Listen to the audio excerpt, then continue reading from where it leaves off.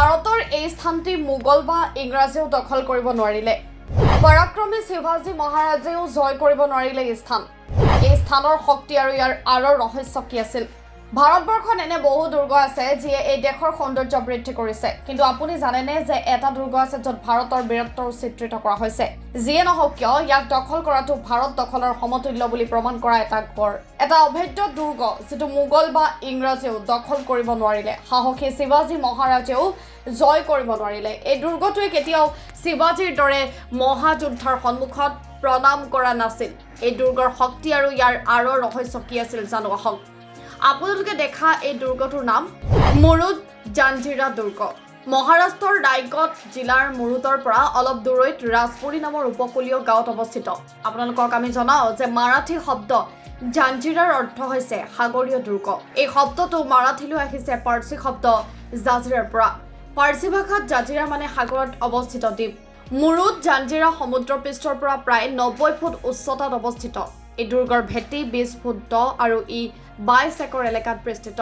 এই দুৰ্গটো নিৰ্মাণ কৰিবলৈ প্ৰায় 22 বছৰ সময় লাগিছিল। এই দুৰ্গত মুঠ 19টা বিশাল দুৰ্গ আছে য'ত সেই সময়ৰ শ্ৰেষ্ঠ কামান স্থাপন কৰা হৈছিল। আপোনালোকক আমি কওঁ যে এই সকলোবোৰ কামান ছুইডেন, স্পেইন, ফ্ৰান্স, হলেণ্ড আদি ঠাইৰ পৰা অনা হৈছিল। সেই সময়ত এই গোটেই অঞ্চলটো আহমেদনগৰ নিজামৰ শাসনৰ অধীনত আছিল আৰু তেওঁলোকেই এই দুৰ্গৰ চাৰিওফালে প্ৰাচীৰ নিৰ্মাণ কৰিছিল, যাৰ বাবে এই দুৰ্গটো একেবাৰে অজেয় আৰু নিৰাপদ হৈ পৰিছিল।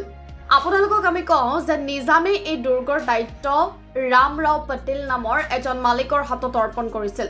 ৰামৰাও আৰু কিছুমান মাছমৰীয়াই একেলগে এই গড়ৰ যত্ন লৈছিল, কিন্তু যেতিয়া প্ৰাচীৰ সম্পূৰ্ণ হৈ গড় সম্পূৰ্ণ নিৰাপদ হৈ পৰিল, তেতিয়া ৰামৰাৱে নিজামৰ নিৰ্দেশত আওকাণ কৰি গড়ত নিজৰ শাসন প্ৰতিষ্ঠা কৰিবলৈ আৰম্ভ কৰিলে। এই কথা নিজামৰ একেবাৰে গ্ৰহণযোগ্য নাছিল। সেয়েহে তেওঁ পীৰ খানক গড়টোত অনুপ্ৰৱেশ কৰি পাতিলৰ পৰা দুৰ্গৰ নিয়ন্ত্ৰণ কাঢ়ি লৈ নিজামৰ হাতত ঘূৰাই দিবলৈ পঠিয়াইছিল। কিন্তু পীৰ খান নিজৰ দলৰ লগত যোৱাৰ লগে লগে তেওঁ কেৱল সাগৰত ইফালে সিফালে বিচৰণ কৰি থাকিল। তেওঁ দুৰ্গটোত প্ৰৱেশৰ কোনো বাট দেখা নাপালে আৰু সাগৰখনো ভয়ংকৰ ৰূপত আছিল। চাৰিওফালে উচ্চ ঢৌৱে গৰ্জন কৰি আছিল আৰু কোনো পথ দেখা পোৱা নাছিল। দিনটো কেনেবাকৈ পাৰ হৈ যাব, কিন্তু ৰাতিটো যেন সময় শেষ হৈ গৈ আছিল। পীৰ খানে ভাবিলে কিমান দিন ইয়াত পৰি থাকিব। তেতিয়া দূৰৈত গোলাদ্বীপটো আৱিৰ্ভাৱ হ'ল আৰু তাৰ ওপৰত তেওঁ জাঞ্জিৰা দুৰ্গটো দেখা পালে। কিন্তু তেওঁ নাজানিছিল যে প্ৰকৃত বিপদ এতিয়া আৰম্ভ হ'বলৈ ওলাইছে, কাৰণ সেই দুৰ্গটো জয় কৰাটো প্ৰায় অসম্ভৱ হৈ পৰিছিল।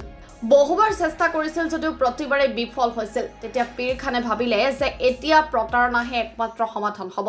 তেওঁ নিজৰ নাওবোৰ উপসাগৰত এৰি দুৰ্গৰ সন্মুখত নিজকে মদৰ ব্যৱসায়ী হিচাপে উপস্থাপন কৰিলে। তাৰ পিছত তেওঁ ৰামাৰাওৰ লগত বন্ধুত্ব কৰাৰ পৰিকল্পনা কৰি উপহাৰ হিচাপে কেইবাটাও ঢোল সুৰা পঠিয়াই দিয়ে। ৰামাৰাও সুখী হৈ দুয়োৰে মাজত বন্ধুত্ব গঢ় লৈ উঠিল। ইয়াৰ পিছত পীৰ খানে দুৰ্গটো চাবলৈ আৰু তাতেই ৰাতি থাকিবলৈ অনুমতি বিচাৰিলে। অনুমতি পোৱাৰ লগে লগে তেওঁ পাতিলৰ বাবে এক বৃহৎ ভোজৰ আয়োজন কৰিলে। ৰাতি যেতিয়া ভোজ আৰম্ভ হ'ল, খানে খাদ্য আৰু পানীয়ৰ লগতে কেইবাবিধো মদৰ ঢোল ডেলিভাৰী দিলে। মদৰ নিচাত যেতিয়া সকলো অচেতন হৈ পৰিল, তেতিয়া হঠাৎ খানৰ সৈন্যই আক্ৰমণ কৰিলে। সেই সৈনিকসকলে খালী সুৰাৰ ঢোলত আক্ৰমণ কৰি গড়টোত প্ৰৱেশ কৰিছিল। বাহিৰৰ নাওবোৰত উপস্থিত অতিৰিক্ত সৈন্যই সংকেত পোৱাৰ লগে লগে তেওঁলোক গড়টোত প্ৰৱেশ কৰিলে। তীব্ৰ যুদ্ধ হ'ল। পাতিল আৰু তেওঁৰ লোকসকলে যুদ্ধ কৰিব নোৱাৰিলে আৰু কেইঘণ্টামানৰ ভিতৰতে পৰাজিত হ'ল। প্ৰায় 1500 লোকৰ মৃত্যু হয়। সেইবাবে এই দুৰ্গটো প্ৰথম আৰু শেষবাৰৰ বাবে কোনোবাই প্ৰতাৰণা কৰি দখল কৰিছিল। ইয়াৰ পিছত এই দুৰ্গৰ দেৱাল পাৰ হৈ ভিতৰলৈ খোজ দিয়া সম্ৰাট নাছিল। এই দুৰ্গটো ইমানেই অজেয় আছিল যে পৰ্তুগীজ, ফৰাচী, মোগল, ইংৰাজ, দাস, মাৰাঠা কোনেও ইয়াক জয় কৰিব নোৱাৰিলে। এই দুৰ্গটো 16শ শতিকাৰ পৰা 1947 চনলৈকে প্ৰায় 330 বছৰ ধৰি অজেয় হৈ আছিল। এই দুৰ্গটো ৰক্ষাৰ বাবে 514টা কামান নিয়োগ কৰা হৈছিল বুলি কোৱা হয়। ইয়াৰ ভিতৰত কলাল বাংদি, লাদা, কাছাম, চাৱৰী নামৰ কামান আজি উপস্থিত আছে। কলাল বাংদি ইমানেই শক্তিশালী আছিল যে ই বহু দূৰলৈ সঠিকভাৱে লক্ষ্য কৰিব পাৰিছিল। আটাইতকৈ আচৰিত কথাটো হ'ল এই দুৰ্গৰ ভিতৰত দুটা সৰু সৰু নিৰ্মল পানীৰ পুখুৰী আৰু 60 ফুট গভীৰতাত এটা কুঁৱা আছে, যিবোৰ আজিও কাৰ্যক্ষম হৈ আছে। সাগৰৰ নিমখীয়া পানীৰ মাজত শুদ্ধ পানীৰ উৎস থকাটোক প্ৰকৃতিৰ এক আচৰিত অলৌকিকতা বুলি ক'ব পাৰি। মুৰুড জাঞ্জিৰাক পীৰ খানে প্ৰতাৰণা কৰি আৰু মাছমৰীয়াৰ সহায়ত অধিগ্ৰহণ কৰিছিল। এই দুৰ্গত প্ৰায় 12 বছৰ বাস কৰি 1538 চনত তেওঁৰ মৃত্যু হয়। ইয়াৰ পিছত নিজামে নিজৰ চিয়া মন্ত্ৰী আম খানৰ হাতত গতাই দিছিল। তেওঁ এই দুৰ্গ বৰ্তমানৰ ৰূপত নিৰ্মাণ কৰিছিল এটা পাৰ্চী শিলালিপিত উল্লেখ আছে যে আমখানে নিজামৰ নিৰ্দেশত এই দুৰ্গটো নিৰ্মাণ কৰিছিল।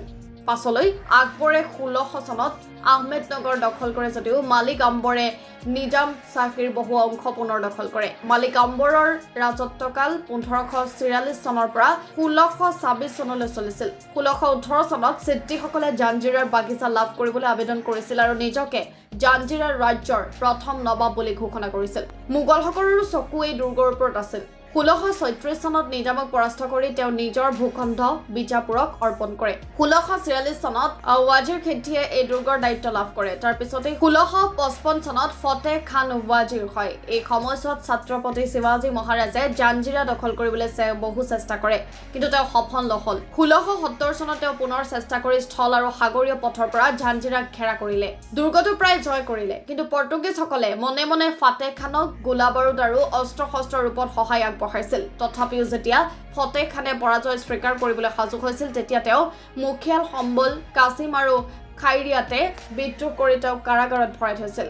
এই মুখিয়ালসকলে মোগলৰ পৰা সহায় বিচাৰিছিল আৰু চুৰাটৰ মোগল বিষয়াই তেওঁলোকক সহায় কৰিছিল। পাছলৈ খিদ্দি সম্বলক মোগল সেনাৰ মুৰব্বী কৰা হয় আৰু চুৰাটৰ ৰাজপ্ৰসাদৰ পৰাও 3 লাখ টকাৰ ৰাখি দিয়া হয়। খিদ্দি কাছিম আৰু খিদ্দি খাইৰিয়াত জাঞ্জিৰা আৰু ৰাজপুৰীকে ধৰি অন্যান্য অঞ্চলসমূহ গতাই দিয়া হয়। এইদৰে শিৱাজী মহাৰাজ পুনৰ ব্যৰ্থ হয়, কিন্তু তেওঁ হাৰ নামানিল আৰু পৰ্তুগীজ আৰু ইংৰাজৰ সৈতে জাঞ্জিৰাক ধৰিবলৈ চেষ্টা কৰিলে, কিন্তু তিনিওবাৰেই তেওঁ সফল হ'ব নোৱাৰিলে।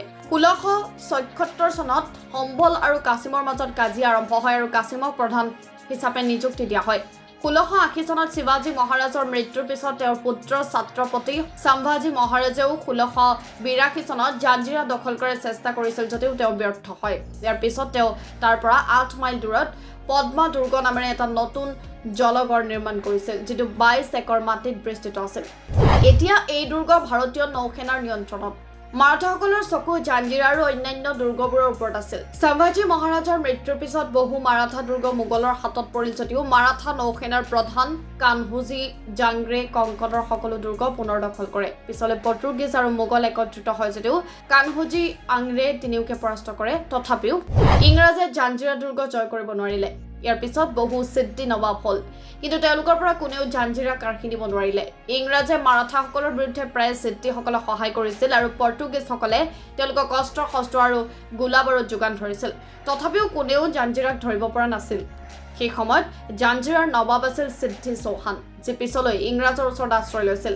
1818 চনত পেশ্বৱাইৰ পতনৰ পিছত ইংৰাজে জাঞ্জিৰাৰ ওপৰত নিজৰ আধিপত্য প্ৰতিষ্ঠা কৰে। 1869 চনত এজন ইংৰাজ বাসিন্দাও তালৈ পঠিওৱা হয়। স্বাধীনতাৰ পিছত 1947 চনৰ 3 এপ্ৰিলত ৰাজকীয় ৰাজ্য জাঞ্জিৰা ভাৰতীয় সংঘত যোগদান কৰে। এই দুৰ্গটো আৰম্ভণিৰ পৰা শেষলৈকে অজেয় হৈয়ে থাকিল। সকলোৱে জয় কৰিবলৈ চেষ্টা কৰিছিল যদিও কাৰো প্ৰচেষ্টা সফল নহ'ল আৰু আজিও একেই আছে। ভিডিঅ'টো ভাল লাগিলে লাইক, কমেণ্ট, শ্বেয়াৰ কৰি চেনেলটো ছাবস্ক্ৰাইব কৰি দিব। ধন্যবাদ। News desk, the স্পটন।